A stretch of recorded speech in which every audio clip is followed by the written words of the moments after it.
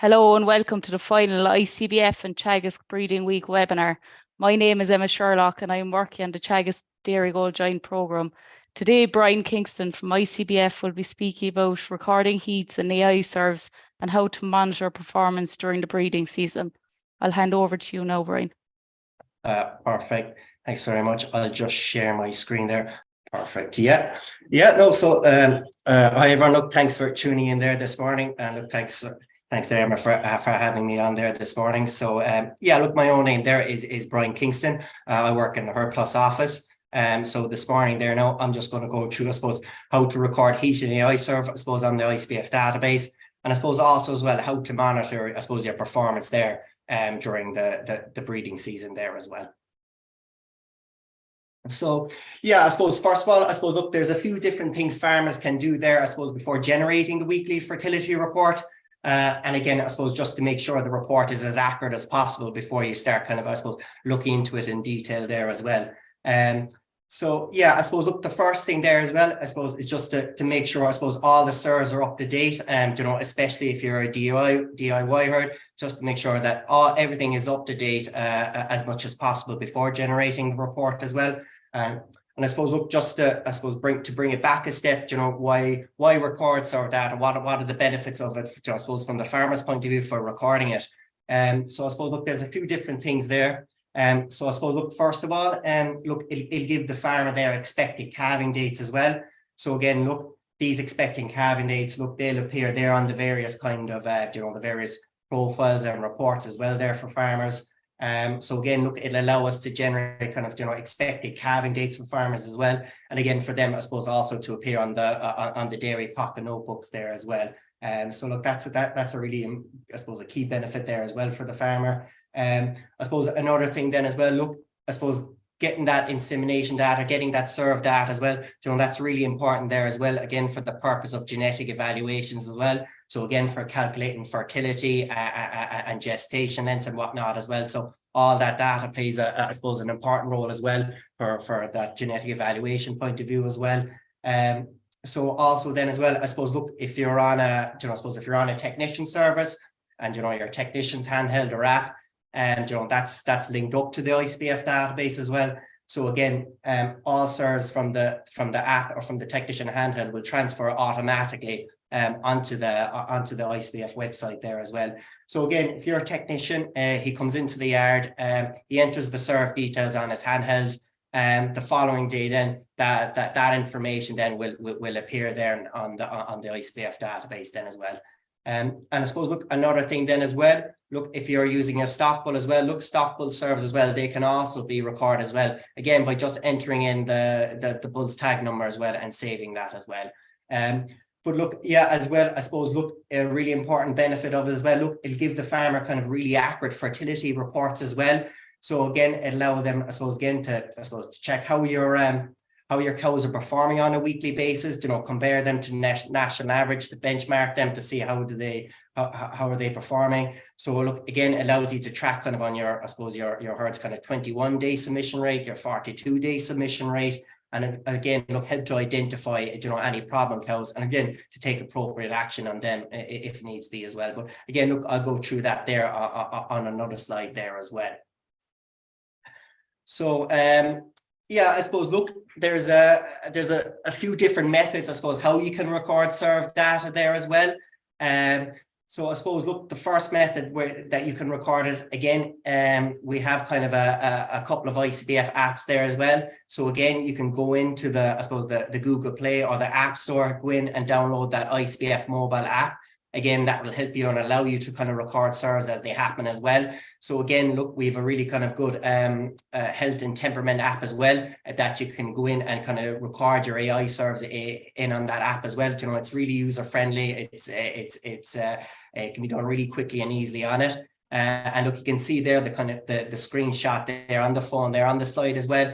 Look, it shows already the animal details, in terms of its lactation, its calving date, the purpose, again, if the animal's dairy or beef, its last heat in the iServe, the last bull used, and the number of SIRs as well. So again, you can simply enter in the date that the cow was served, enter in the bull used, and save it then as well. And again, look, it gives you the option then as well. Look, if it, if you're using sex semen, to mark if it's sexed or non-sexed then as well. So again, look, it's really really user friendly. And just again, look, I suppose just a reminder of the viewers there as well. It's the ICBF Health and Temperament app there as well. That can be downloaded for free and record serves as they happen as well.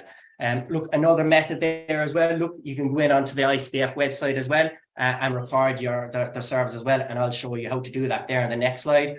But again, I suppose just to remind farmers, if you don't know your username and password, again, if you just text the word pass there to 089 457 7663, that will give you your password there for login as well. Or look, you can give us a call here in the Herd Plus team at any stage as well, and we can help you to get logged in as well. Okay, so again, we got the ICBF mobile app through our website.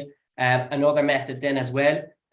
Look, we have farm computer packages then as well. So again, if farmers are using software packages and you have them kind of synced up to ICBF, again, they're when you enter the details on that will automatically flow onto the ICBF database as well. So again, look, you don't have to be inputting that data twice then as well. And I suppose, look, also as well, look, if you're recording their serves on a pocket notebook, or again, even on other paper formats as well, again, I suppose just to make sure you have them all transferred onto the ICBF database before generating the weekly report as well. Just to, again, make sure that you've all the serves up to date in it then as well. So yeah, look, I'm just gonna, I suppose, just show you there, I suppose, how to record heat and AI serves on the ICBF database. So yeah, look, when you go to the ICBF.com, and when you click on that green tab there and log in, and you log in with your username and password, I suppose you'll be then presented with this view. Okay, so this is kind of the, I suppose, your landing page as soon as you log into your own Herd Plus account. Okay, so you can see, look, there's a few menu options there on top. You got your home, admin, reports, record events, view profiles, applications, and services there as well. Okay, so to record heat and AI serves, if you just click on record events, okay, that will populate this kind of menu listing, and then you just click on the heat and AI serve one there. Okay, so when you click on that option, then that will kind of then just kind of bring you into this kind of main our main kind of recording heat and AI serve screen on the website. Okay, and look, it's very user friendly, very easy and fast to use as well. So look, if you just take there, for example, the last cow there, the third cow down there, number 2485. Okay, you can see, look, some of the animal details there. It's an 8 lactation. You can see its last calving date, its purpose. Again, look, its last heat and AI serve recorded on the animal. You can go in, yeah, you can see the last bull used as well, and the number of serves there as well. Okay, so look, to record the AI serve, you just simply go into that column with the date, hover into it there with the mouse, and again, your calendar will populate and show, and you just simply select the date then that the animal was served, and then you can just then move on to the column to the right there, where you can see bull used, and then look, if you're using AI, you just enter in simply the AI code of the bull, or again, if it's a stock bull, you just enter in the full tag number of the stock bull used then as well. Okay, so once you've those two bits of information put in, it does kind of automatically on the screen there, kind of a sire check. I suppose it just kind of just validates that you have a valid tag number or a valid AI code entered there as well. And again, look, then it has the option there as well. Look, if you're using sex semen, that you can mark then, I suppose, the type of treatment then as well. So again, look, that not sex, that will be defaulted for all animals there as well. So yeah, look, really, really straightforward to use. And I suppose, look, just to note as well, kind of an improvement that we made onto this screen as well there, I suppose, in recent years as well. Again, if you're using your sire advice and you have that save and sent to your, I suppose, your breeding chart or handheld, those 3 sires, those proposed sires, they will also appear next to that animal for quick selection as well in that bull use column as well. So when you go into click into that bull use column, those lists of those 3 sires will populate as well. So again, it just makes it much quick, I suppose, quickly and easy again for the farmer as well. So yeah, look, that's how you can record there, I suppose, the AI serves or serves on the ICBF database. And I suppose the next thing then, I suppose, just how to record a heat then. So again, look, it's the same steps, very straightforward again. So if for that date used, or for that date column, again, select the date that the cow was observed being in heat. For that bull used, you just let that column blank, save changes, and a heat then has been created then for the animal. And look, you know it's been saved, okay, because a green bar will appear at the bottom of the screen then as well. Okay, so yeah, that's how you can record heat as well there on the system then as well. So I suppose again, look, I suppose the next thing, just again to ensure you're getting an accurate fertility report, is again, I suppose you can mark any females that's not intended for breeding for culling as well. And again, I suppose this will remove them from the fertility reports as well, and stop them from appearing, from the submission rates or from the action list at the end of the fertility report as well. So look, the next thing I'm going to show you there now is how to mark animals for culling there on the database.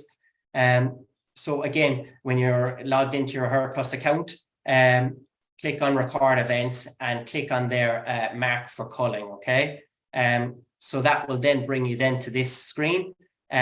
So again, you've a bit of your animal details there to the left side of the screen there, the jumbo, the tag number, the date of birth, the lactation, the last calving date.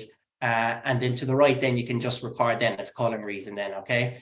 So when you click on that, the culling reason, it'll populate a list of the various culling reasons there.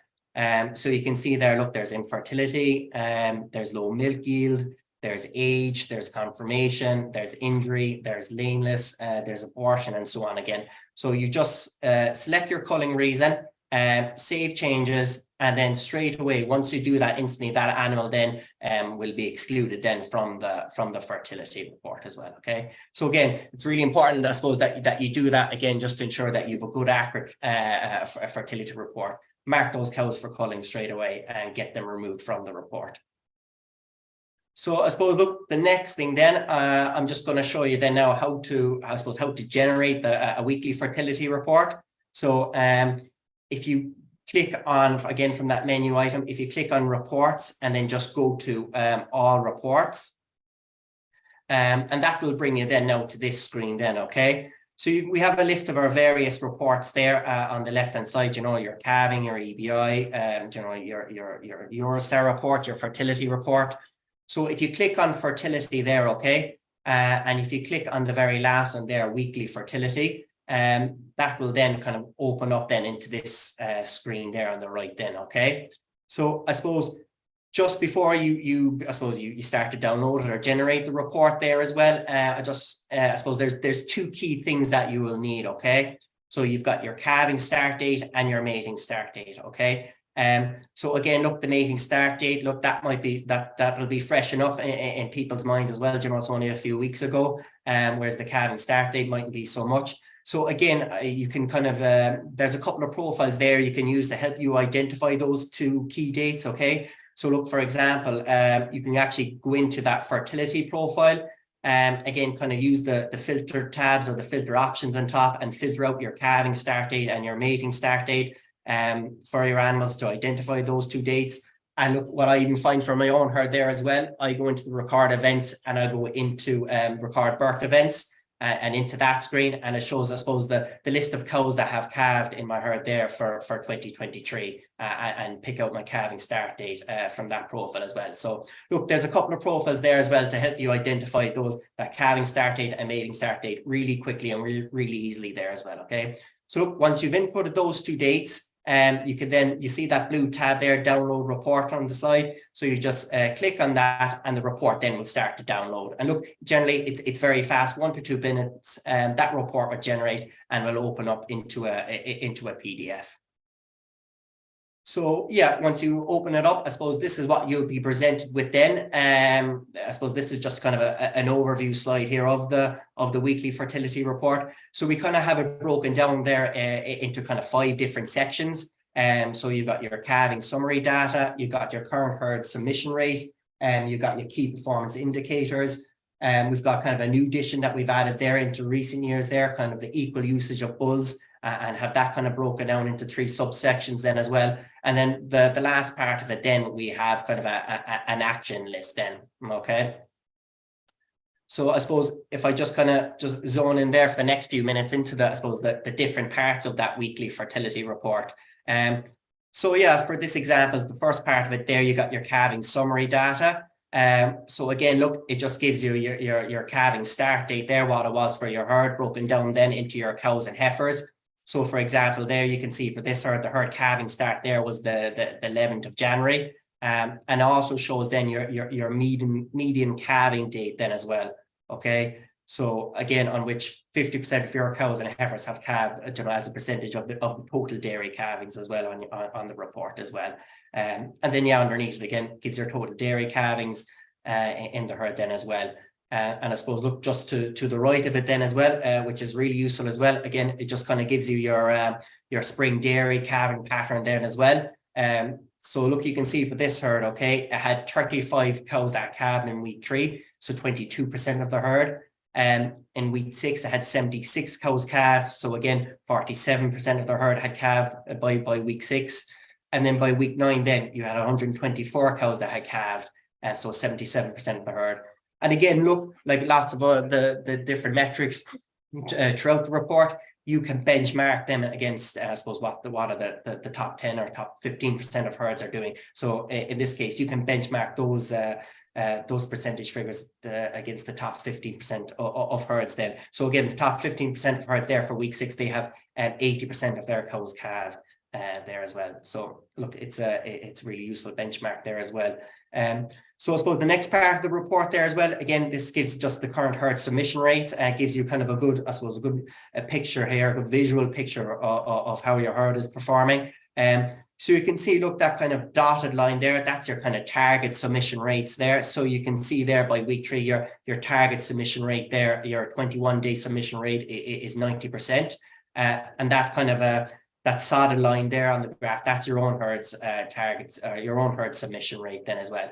So you can see, look, this herd here, you can see it's on, I suppose it's on par with that target submission rates there up until week 2 then as well. But you can see there, look, from week 2 going into week 3 there as well, look, it just started to veer off there, just started to dip under there, coming in at 84% then as well. So look, as I said, it gives you a really good picture, and you can track it then for the rest of it, coming on to 4, week 5, week 6, week 7, and so on as well, where it's bringing up to that 100% submission rate then as well.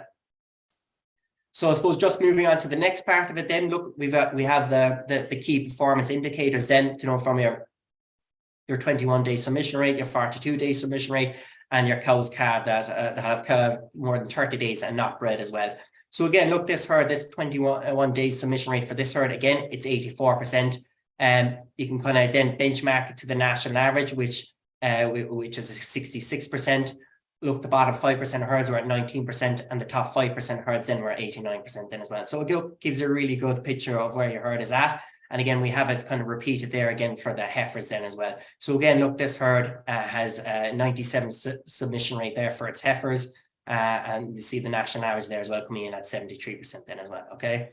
I suppose then just on that 42-day submission rate as well, I suppose, again, look, just to note, look, some of the KPIs, again, they'll only display, again, after a certain number of days into the breeding season.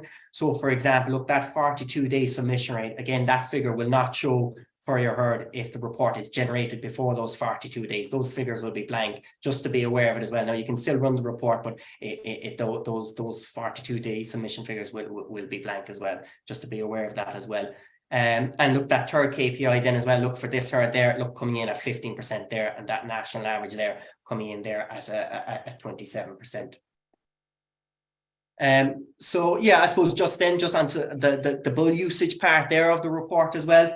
And I suppose, look, this was kind of added there on the back of discussion groups there, I suppose, there in recent years. So again, look, this part of the report there as well, look, it just outlines, again, your kind of your main breeding guidelines, and I suppose the breeding guidelines on the minimum number of bulls to be used and the maximum usage.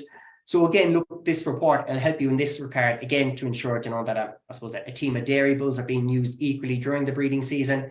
And so again, like, it helps you kind of, I suppose, to take kind of a appropriate action, if individual bulls are being overused before dairy eye finishes on the farm as well. So look, this report is really helpful that way.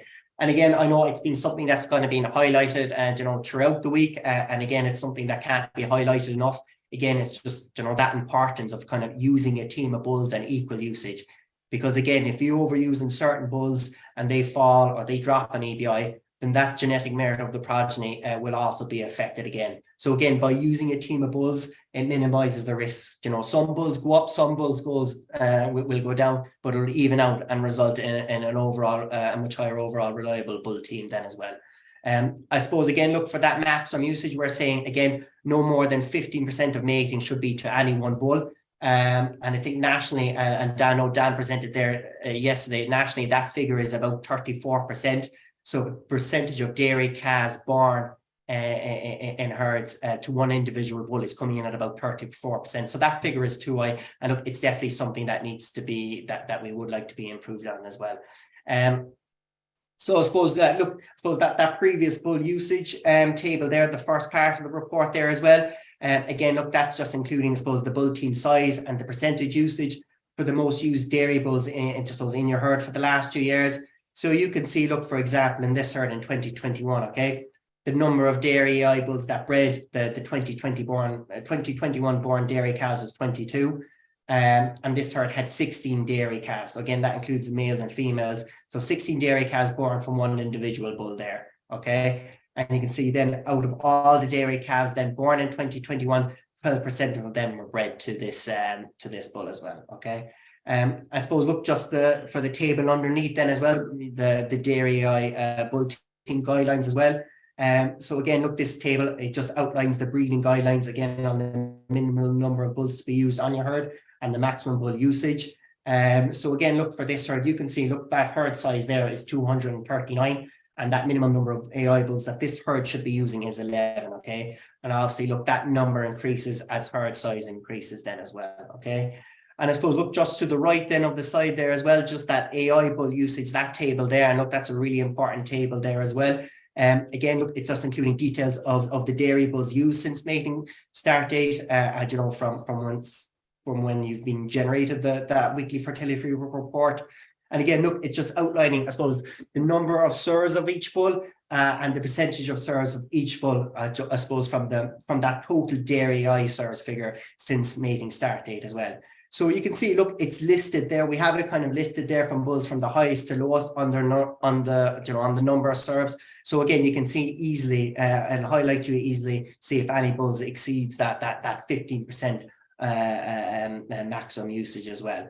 So again, look, running this weekly fertility report, this addition to it will really kind of help you to ensure that, you know, you're using a team of bulls and you know, again, helps you identify that, you know, maybe in some cases necessary action can be taken before dairy AI finishes on the farm. So it really helps you in that regard anyway. So I suppose just then, just coming on to then, I suppose the last part of that weekly fertility report there, and we have kind of just an action list as well. And I suppose, look, that's, again, it's a really key part of the weekly fertility report as well. So again, it just kind of highlights a list of cows that have not yet been submitted for service, but then that have calved greater than 30 days as well, okay? So again, it kind of really helps you identify those problem cows to act. It lists the cows, a bit of details on them, again, just their animal number, their lactation, you know, their calving date, and what their previous calving difficulty was on them, you know, in case if there was any previous calving issues on it. And then it gives there the number of days that that animal has calved that hasn't been bred there as yet. So you can see, look, that animal 4178 there as an example have calves greater than 100, then has calved 125 days and hasn't been bred yet as well. So again, it's that's really important part of this weekly fertility report. Highlights straight away, if anything, that when you run the report and if you go straight to this, it highlights straight away those action codes that you can rectify and to check them out before breeding season finishes anyway. So yeah, that just, I suppose, gives you a full picture of the different parts of the weekly fertility report. And I suppose just to remind herds there as well, we have kind of we've a few fertility profiles there as well. So we've got the main fertility profile, we got a breeding chart one, we got a due first serve and a due repeat there as well, okay? So again, when you're logged into your Herd Plus account, go to view profiles under general, and you can click into these various profiles there as well. Now look, I'll bring up there even the due first serve profile there as an example. Again, it just shows a list of cows that are eligible for a first serve. Again, similar to, I suppose, to all our profiles, we have the, I suppose, the animal details to the going from the left side of the screen. So again, look, we're showing the purpose, calving date, the calving ease, and then we're also showing them the days calved there as well for each of the animals as well. Okay. And then I suppose also as well, just have an example here as well. We have that due repeat serve profile then as well. So again, go under view profiles, click into this, and it shows the list of cows that are eligible for a repeat serve then as well. Okay, and you can even click on that box then as well, and that due repeat today, that to filter out those ones there straight away as well. And you can see that kind of highlighted blue column there again. Look, it's showing the number of days since that animal was last served or last had a recorded heat on it as well. Okay, so again, look, we have a few different fertility profiles, so definitely look, it's worth checking out. Look, they're really helpful as well to look at them during the breeding season as well, along with your weekly fertility report then as well. So yeah, I suppose, look, just to summarize there. So again, I suppose just before you go to run your weekly fertility report, just ensure you've all your serve data up to date, up to speed before generating it. Again, make sure any females that's not intended for breeding, again, mark them for culling. This will remove them from the fertility report, increase its accuracy. Again, look, know your calving and your mating start date. And as I said, look, you can use some of the profiles there to help you to identify those dates really quickly and easily. And look, definitely encourage you to run this weekly fertility report, because it's really good. It allows you to track your breeding performance and identify any problem cows as well. Okay, and look, also as well, look, if you need any help to generate the weekly fertility report at any stage, look, please give us a call here on the Herd Plus team on 023 88 20452, and look, we'd be more than happy to help out there anyway. So yeah, hope you find that useful anyway. Bryan, a question just came in and it was asked, where do I record calf size, calf figure, and birth weight? Yeah, good question. So when you log into your Herd Plus account, when you log into it, from those menu options on top, I'll actually bring it back on a slide there as well. When you click on, just actually show the laser there. When you click on record events, it populates that kind of menu listing. And you can go in, there's an option there, record into birth events, and you can go in there and you can view then, you can actually record all that bits of information then from that screen anyway. So it's in under record events and into birth events. Perfect. I suppose, and if you have any difficulties, contact Bryan or contact a helpline that Bryan just showed up on the screen. Thanks to Bryan for your excellent presentation, and thank you all for tuning in.